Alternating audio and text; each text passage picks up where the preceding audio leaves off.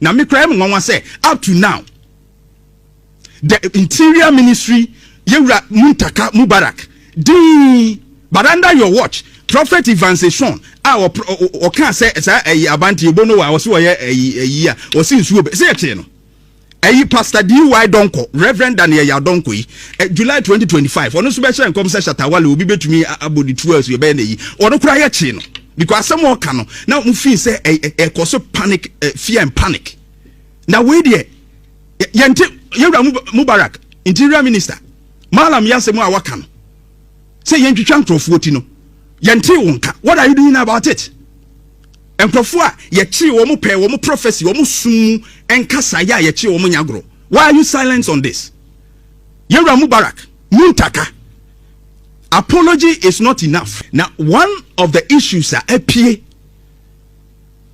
over the weekend, I mean last week can the no day banning na edinemu kakra aye opani bi aye friend yiti I dawa so ye malam chese o cherechrefo ubi a o cherechere ewo muzrami sumu na papa ya kasem bi anu akoye den obi a de nanu atumu a ye ka ho asem.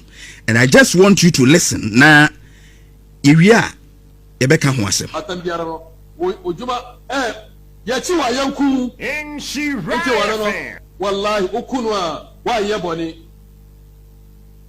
Ebetuma ka say police phone betimi wa. Ai wallahi tallahi okunu obekwa aljanna. Asimi si wallahi tallahi okunu a obekwa aljanna. Na mfa say ababa chi watum. Onyano akunu ase wadi konsheni Muhammad atam Islam sum shishaya nyame ashisha to ono obe biara obe konsheni Muhammad atam bia munyano amunkunu munchaliti so oba Facebook papa ni minim se social media de oye hoho na wunim no but o kasa pa fa Muslim sum etichi bebre na wo kasa na papa yi e kire se obi a obete se oka komsheni Muhammad ho asem bone no ana se obeka bibia ebetia no yenku no unya no akuno unya no atwaneti na asem wei ebeto odwa no in fact Ghana fo ya pega ya no aka ho asem bebre duba Facebook a woni na dede no a ekoso ne manfo ekole se papa yi na semu a waka ne ehu no because ye wo man a empanimfo asase a wono mo adwene ho se wo mo man kwada besua Arabic ne Islami sum ho nimdie ho kakra enti ho nsenkan ye kura do wo mo nkan nwieye na obi a oye kyerɛkyerɛfo pani wo Islami sum eba bontin beka se ewo sum ni mu no ya twero se sa na wo kyerɛ ya twero se so obi ka komsheni Muhammad ho asem bia amfa ne kwan so a yentwa ne ti nkuno nti unya no akuna very serious de maye because ye hwese ebia nkwada ye be kyerɛkyerɛ wo saade ewi ewo mu saade a na ehu pa de maye because ye democratic country o maya embra ewo mu a ye de ye adwuma na ebra dede no koso na papa ba abonten so wa be pachew yentie ne kyawpa no sallallahu alaihi wasallam anu achi anu agidefo ma huni anwumbre asambi na ekoso amanfo ekeka ana mpanyifo efrefre me efasa asam no ho anu no de say last 2 weeks me hotoba ekire konsheni Muhammad sallallahu alaihi wasallam na bere ene Islam mara ekire se obi a woye ni se mara Islam mara ekire se yenye ni se to me kan sa no yam se me mpanyifo efreme eka se sa asam no enchei nti me ntwen san eno kure de ntia ma ba gina ha no amedi a chaupa ade magana fo nyinara ene mpanyifo asam no ebeba mu nsem no se mesra mo muni se nipa de akoma wo hoyi kasa nim ese ebufuo ena bae ena ma asam no etimi fie ma no preko ebae enti mesre se asam no amekan no mesra mo ma twi asan manka se Ghana ni bi enkokum Ghana ni bi da bi menka ne sa Islam chere enemy aya me se samu wo a wotie me bia no se wobusa malamfo a wo mo nyina be chere wo nsama me kan no nemo enam se Ghana ye wo mara nti enti papa yi chopa no se wotie no pa na o chere se mpanimfo bi afre no nipa pi afre no a enu nti etwa so oba abonte no obepachew ba se wo bisa malamfo ahodo pi no anu a mbeka kire se de wo kan ewum. That is what he wants to mean. Say ne all kan the Islam kire na wo kire but Ghana mbra wa hanti no o pachew na ade a eme wanwan se e Christofo ne nkremofo ene esoma hodo a mebobɔ so nyina yatena asomdwem for so many years, decades e Ghana yenti timi yenti wakame. In fact ye wa Christofo a ewo atifiduma ntemu ankremofo do so pa wo moto din bibiansi omo ye wo madwuma ebi ya nurse bi ya teacher fo bi ya ye nade ye wo Ghana hei e Christofo bi ni nkremofo bi ye wo boys ne girls wo mo ko mo ba wo mo adi afra ze se wu hunu ebi kura wale na ye beti asem a ede entity mu ebeba mensoso so se obi ebebu obi som animtia anase obekwa kodi obi som atem mensoso so is something that I wouldn't condone because ye wugidie ne nya no obi gidie. But any attempt here ede divisions ebebre oman no eye very dangerous. This is a national security threat. Otie no a ose ye nkyerɛkyerɛ a ɛwɔ hɔ. But because there are laws in this country, na papa we de ma na ye me wanwan say UTI da we ya. Ye won kremofo a wo mutumi edidi e Christofo soma temo a UTI da we e ka ho bi. That is why I'm surprised. Eti mema eye chief imam ni nkremofo mpanimfo na te se ye wo obi a odidi esom ahodo atemo a ananso wo kasetia esom ahodo a papa yi a onu nani abrese ni bu afu because onu so akote se obi akasetia komsheni Mohammed no sa papa yi UTI da way odi a Christofo atempa odi a Christofo atemba bi kura mintimi bie ma no nka wo atie. You are qualified to be called a Christian. That is the gospel truth. If you are stupid to be a Christian, if you are not stupid, you cannot be a Christian. You need to be stupid as an ignorant before you are qualified to be called a Christian.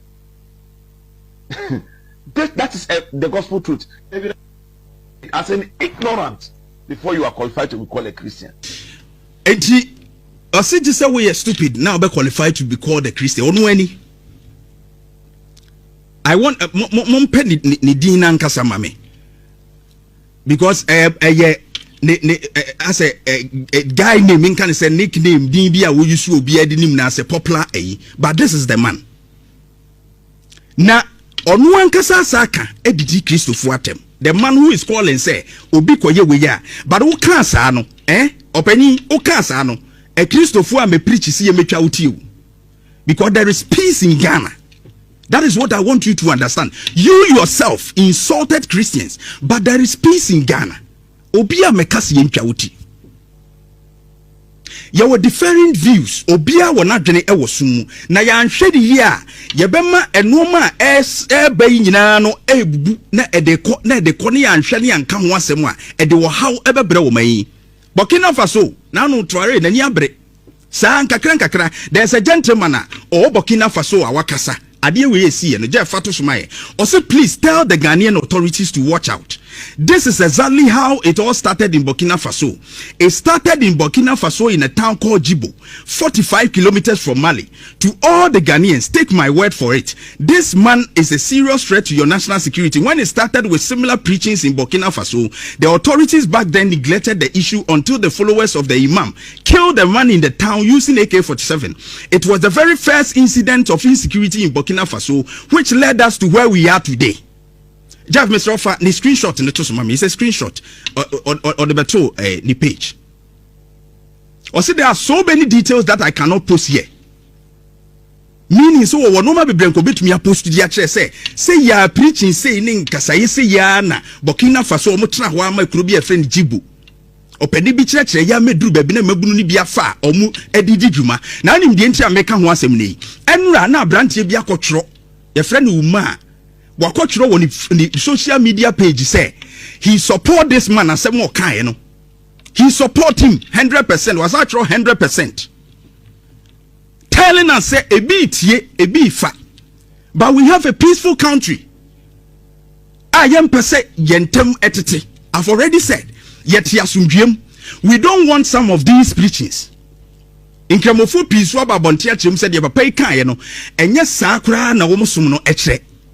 E tichire se papa no ankasa akasa odi agufuo ene kan sa asem no. Yanhwe ni ye and chief imam enso akasa sabe onu na ye pani a wodi omu nyina ano and a Quran chapter 109 1-6 no eka se obia esuma wosum no so omu ye disbelievers in pa wankase kokuno. It talked about something special na enkremofo no entie or say all disbelievers. Translation, no, I do not worship what you worship, nor do you worship what I worship, nor do I serve what you serve, nor do you serve what I serve. You have your way and I have my way. It accepts every obiani ni jidi enkremosum no accept obiani ni jidi nti wo Quran 109 no okasura no okase enkremosum no agi obia bu obia jidi a wo se wonye kremoni a enkremosum ebu because egitum se wonso wo jidi esronko. Eti babia ni wo a wo ka kire wo se obi wo gidie foforo nti a oye otamfo wo kremosun. So don't be a malam a wo de entitimu ebebre wo man no nya sa na Quran neka. That is not what the Quran preaches. This man cannot lead and preach peace e wo man mu. Mo mani nya nkyerɛkyerɛ no. Sa papa wo mani nya nkyerɛkyerɛ no. Mo mani nyai because ogu kremosun mani mase. Chief Imam say Sheikh Dr. Osmanu Nuhu Shaributu or say religious leaders are asked to avoid emotional provocative expressions that could be misunderstood. Asem way see and waka wasem. And no ma idea bufuo beka mo amudi esumani mu no mo mfa bufuo nkasa enkeka nsem bia emanfo enkote ase yie no mo de bedi ewuo no mo de be no ma bone na Chief Imam eka no nti kire se de papa ne kan no enye no kura nye papa. The next one or say religious disagreement, offensive expressions or alleged insults must not be addressed through violence or vigilantism. It is said, mene wonya adwene wo sumu anase bibia enkyere se yenkokon tokwa. Chief Imam na eka sei. Enu no de abetudwa. Or say wo mind about through lawful and constitutionally recognized processes. Eti wo mind wo mra a se wo bibia won tiase se famra kwanso. This individual, sir, Malam ya, wono watcheche, enisi man kwan kra cheche. Eni Chief Imam, mamu man kwan kra cheche bim because ontimi control emotions. Obetimi am oman abo, enam kasa mu na oman bo. We ontimi control emotions. Ontimi ntena ha. Ye ha ye use Sharia law, ye use democratic law. 1992 constitution. It is offense won't mean to Ghana ha. Uncle Tina baby to say Saudi Arabia, Afghanistan, Iran. Baby a use Sharia law. I want a babuano. A one and you'll be ya, ube to me a go to charity the open. But Ghana is a democratic state. Now me crime one say up to now. The interior ministry, Yura Muntaka Mubarak. But under your watch, Prophet evangelization or can say abanti bono wa so ye o sin suo be say che no ayi Pastor DY Donko Reverend Daniel Yadonko yi July 2025 ono so be share nkom say shatawale obi betumi abodi 12 ye be na yi ono kura ye che no because some more can no now mu feel say cause panic fear and panic now we there yente Yewra Mubarak interior minister Malam yasemu awaka no say yentwitwa nkrofo ti no yente wonka. What are you doing about it? Enkrofo a yechi wo mo pe wo mo prophecy wo mo sum enkasa ya yechi wo mo nyagro. Why are you silent on this? Yewra Mubarak Muntaka, apology is not enough. We have laws on this land. Mu investigating because as someone can obi obetimi akire bibi sa no ebi kura no a obehwe ase no na wo de wo hyehyɛ into mu investigating this man Muntaka Mubarak. It is a national security issue and we don't have to joke with it. That's my words.